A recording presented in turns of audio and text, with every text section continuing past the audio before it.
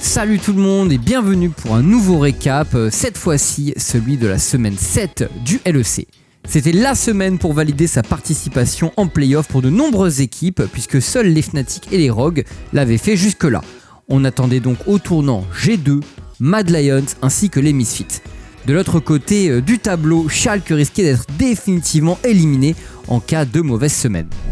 Jetons maintenant un œil aux résultats de la première journée et le Schalke contre Excel était très important pour la course au play-off, mais le match que tout le monde attendait était clairement le Rogue contre Fnatic sur lequel on reviendra plus en détail.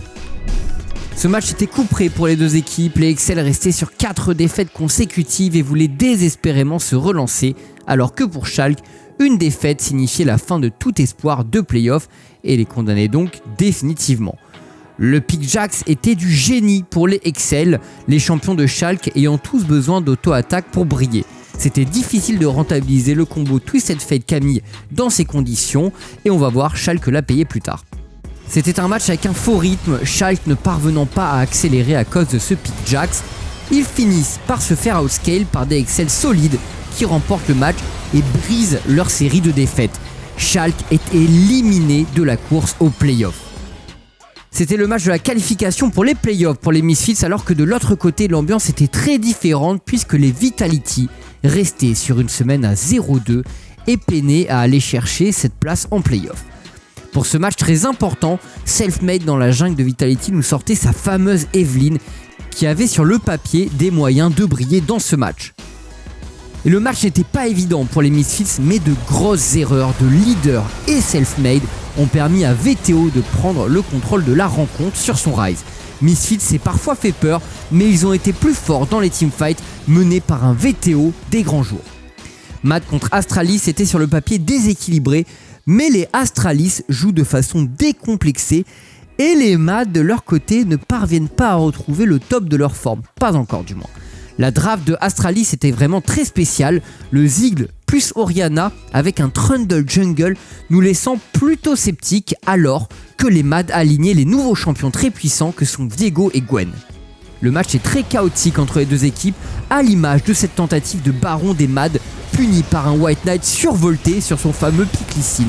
Le chevalier blanc trouve les ondes sonores et offre le baron à son équipe, les Mad Lions semblent au bord de la rupture.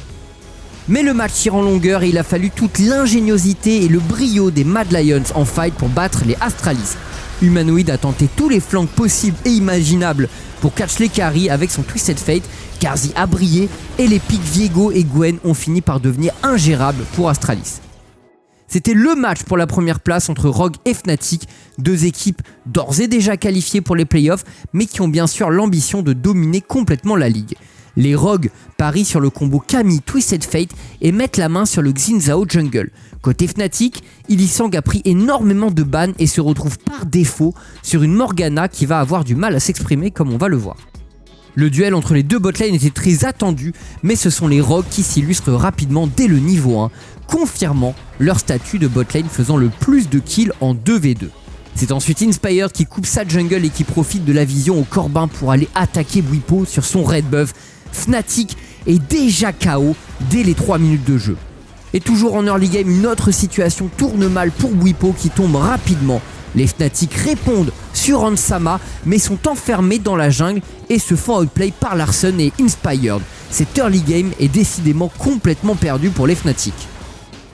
Des Fnatic qui tentent bien de se défendre mais le retard est trop grand et ils finissent par se faire achever sur un dernier fight bien maîtrisé par les Rogues qui gèrent très bien leur focus. Les Rogues sont désormais seuls en tête du LEC.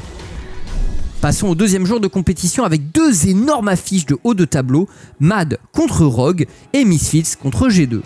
Pour le reste, la bataille pour la dernière place de playoff continuait de faire rage avec le très important Vitality contre Excel. Schalke 04 à terre après leur élimination de la course au playoff. L'occasion était bien sûr trop belle pour les Astralis qui partaient de nouveau sur leur fameux trio Trundle, Orianna, Ziggs. On est reparti pour un tour. On notera tout de même le choix de Jarvan pour Kirei, un pick qui a vraiment complètement disparu cet été. Et bien sûr, du côté de Schalke, on ne répond plus vraiment présent, ils n'arrivent pas à créer de jeu malgré leur combo Jarvan Leblanc et Astralis prend tranquillement le contrôle du match, jusqu'à surprendre les joueurs de Schalke qui pensaient tranquillement rentrer à la base. Astralis punit et peut enchaîner avec le Baron qui vient d'apparaître. C'est une victoire extrêmement importante pour l'équipe du Chevalier Blanc. Voilà une affiche qui avait un enjeu considérable dans la course aux playoffs, Vitality et Excel étant au coude à coude. Pas de surprise à la draft, mais on notera une draft tout de même difficile à jouer pour les Excel, mais cependant qui a énormément de potentiel de domination en early game, là où du côté des Vitality, on choisit plutôt quelque chose de facile à jouer en teamfight, mais qui peut éventuellement prendre la sauce en early. Et les Vitality sont derrière mais résistent jusqu'à ce teamfight initié par Labrov. Excel recule, puis Markoun trouve un engage de folie sur 3 joueurs. Les Vitality se font exécuter et les Excel prennent le contrôle du match en enchaînant avec le Baron Nashor. C'est une victoire qui pourrait valoir de l'or pour les Excel lorsqu'il faudra faire les comptes. Rogue et Mad sont 2 équipes très rivales depuis la finale du Spring, remportée comme vous le savez par les Mad Lions. Et on retrouve une nouvelle fois en draft ce qui semble caractériser cet affrontement. Un early game agressif pour les Rogues alors que les Mad Lions ont énormément de scaling et de portée. Elioya décide d'ailleurs de marcher dans les pas de Zanzara avec le fameux pick Trundle, le roi des trolls dans la jungle. Notons tout de même la présence du nouveau Tahm sur la top lane pour au dos amener chez les Rogues. Et comme d'habitude dans un Mad Lions contre Rogue, départ tonitruant pour les Rogues et leur bot lane qui surprennent Carzzy et Kaiser. Ansama affiche un écart au farm déjà insolent et les Rogues ont rapidement 4000 gold d'avance. Mais voilà, dans le mid-game, les Rogues n'y arrivent pas et patinent complètement. Incapables de trouver des solutions pour progresser, ils voient les Mad Lions et leur scaling remonter. Les Mad qui négocient l'âme infernale et trouvent les kills sur des Rogues complètement perdus. C'est l'Ace, puis le Baron, et les Rogues ne remonteront plus après tout ça. Avec les victoires des Excel et des Astralis et leur défaite de la veille, les SK étaient condamnés à l'exploit face aux Fnatic pour tenter de rester dans la course aux playoffs. Pour Fnatic, il fallait oublier la grosse déconvenue de la veille et profiter de la défaite des Rogues pour tenter de revenir disputer la première place. Et pour ce faire, Bwipo nous sort son fameux Rengar, un pick très atypique qu'il a déjà joué plusieurs fois sur la top lane.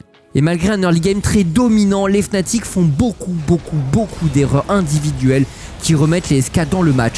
Jésus se fend d'un très grand match sur son Aphelios et domine les teamfights. Les Fnatic ne parviennent pas à l'éliminer et se font décimer par la portée de la Syndra et du Aphelios. Les Fnatic qui font donc leur première semaine à 0-2 alors que les SK croient toujours au rêve des playoffs, la fameuse Escatada.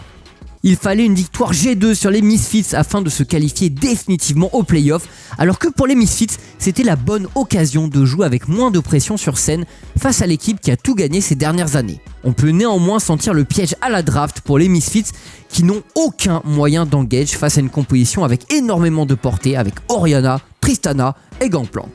Les G2 avaient également le luxe de disposer de moyens d'engage et semblaient donc favoris, ayant une draft beaucoup plus polyvalente.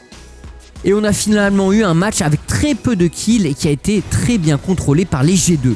Misfits manquaient d'options mais restaient à niveau en gold jusqu'au teamfight final.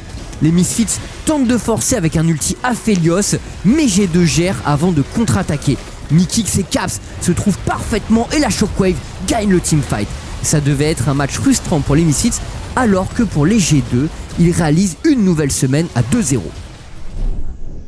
Parlons du classement donc, 5 équipes ont définitivement validé leur place en play-off avant la dernière semaine.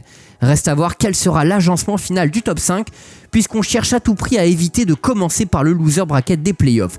C'est une situation qui menace surtout les Fnatic et les Misfits au vu des résultats du Spring Split. Pour le reste, il reste 4 équipes pour une place de play-off. La bataille va être acharnée pendant la dernière Super Week du Summer Split. Astralis et Excel en ballottage favorable, mais le calendrier semble avantager les Astralis. Pour Schalke, l'aventure en LEC va se terminer de façon un peu amère puisqu'il n'y a plus rien à jouer pour eux, mais ils pourraient tenter de ne pas finir dernier sur la dernière semaine. Notre joueur de la semaine est Reckless. Une semaine à 2-0 et une seule mort en 2 matchs. Il symbolise le retour en force des G2 qui affichent beaucoup plus de contrôle et de sérénité dans leur jeu. On sent une volonté féroce de réussir la fin de saison pour la Dekari suédois. Une non-qualification aux Worlds serait un immense échec après son transfert de Fnatic à G2. Vous êtes désormais à jour sur le LEC. Merci à tous d'avoir suivi ce nouveau récap. N'hésitez pas comme d'habitude à like et à commenter. Et on se retrouve la semaine prochaine pour débriefer la Super Week finale du LEC. A très vite.